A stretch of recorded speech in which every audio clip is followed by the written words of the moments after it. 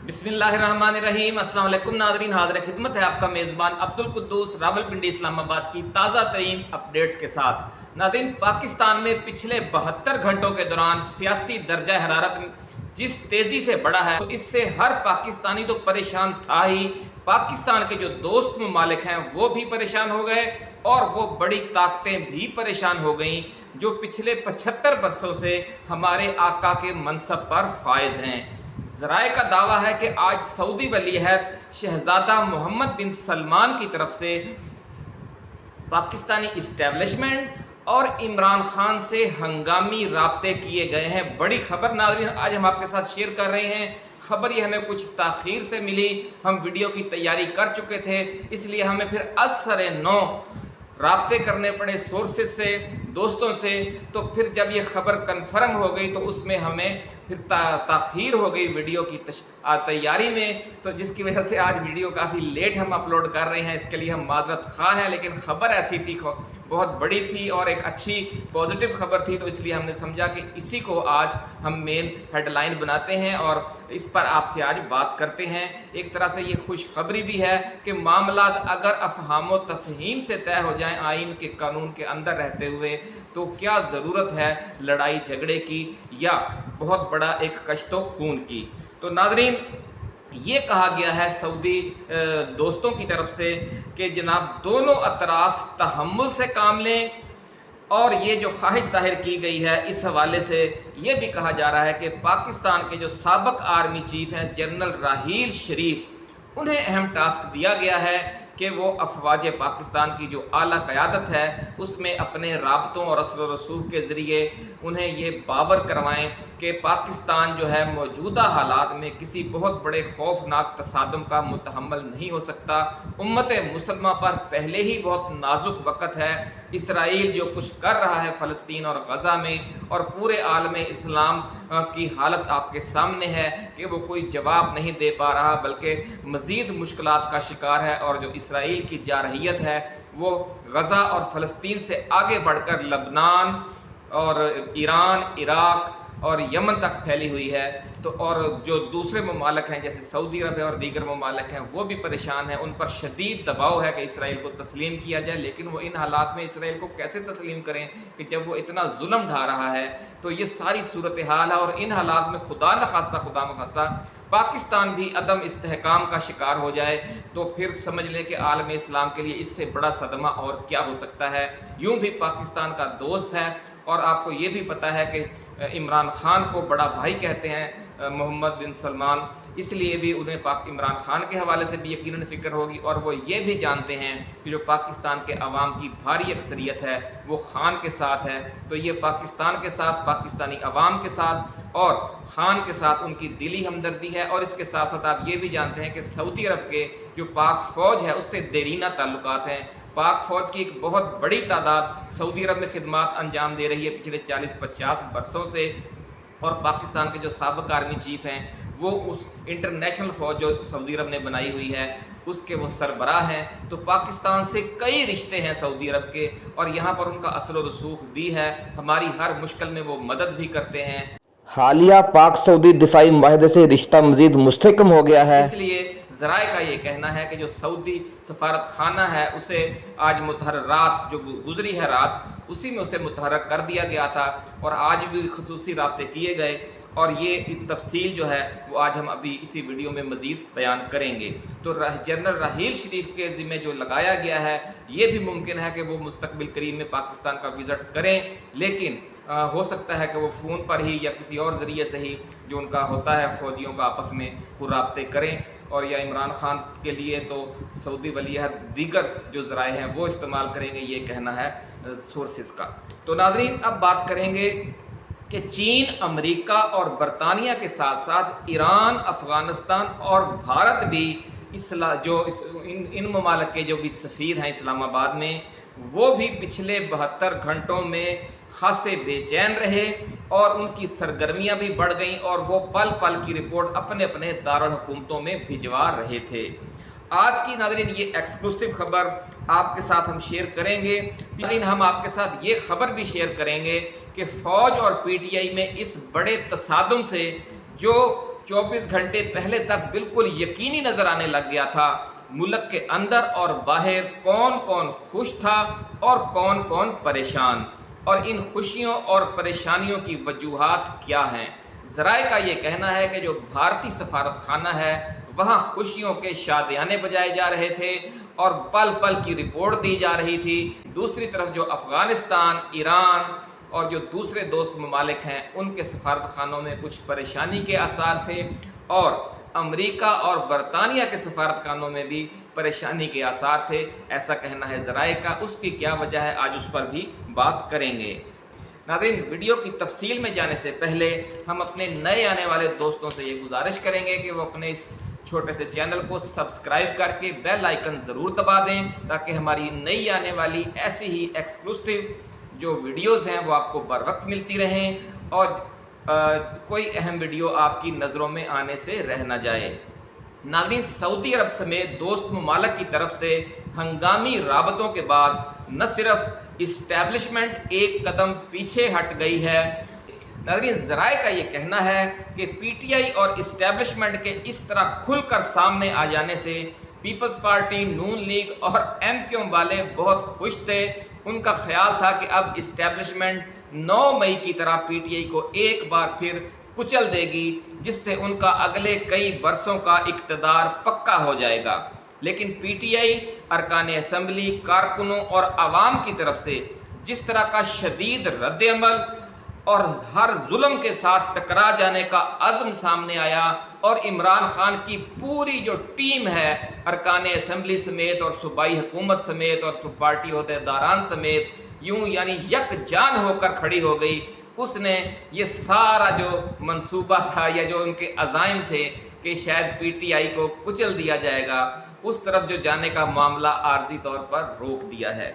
और मुल्क में एक खौफनाक तसादम के जो ख़तरात पैदा हो गए थे, उसकी वजह से दोस्त ममालिक को भी तशवीश थी, और ख़ुद फ़ौज की जो क़यादत है वो भी गौर कर रही थी कि इस सूरत हाल के बाद अब हम क्या लाहे अमल इख्तियार करें। ऐसा कहना है ज़राए का। और ये कहा जा रहा है कि खुदा न खास्ता पाकिस्तान में कोई खश्त खून ना हो जाए। इस हवाले से दोस्त ममालिक मुसलसल तशवीश का इजहार कर रहे हैं, जिनमें अफ़गानिस्तान और ईरान की तरफ से भी कुछ सिग्नल्स आए हैं इस्टेब्लिशमेंट को कि खुदारा इस तरफ ना जाएं कि मुल्क में अवाम और फ़ौज एक दूसरे के आमने सामने आ जाएं और कश्त खून शुरू हो जाए। नाज़रीन, ज़राए का दावा है कि गुज़श्ता रोज़ इस हवाले से सऊदी वली अहद शहज़ादा मोहम्मद बिन सलमान की तरफ से इस्लामाबाद के जो सऊदी सफारत खाना है उसकी खसूसी ड्यूटी लगाई गई।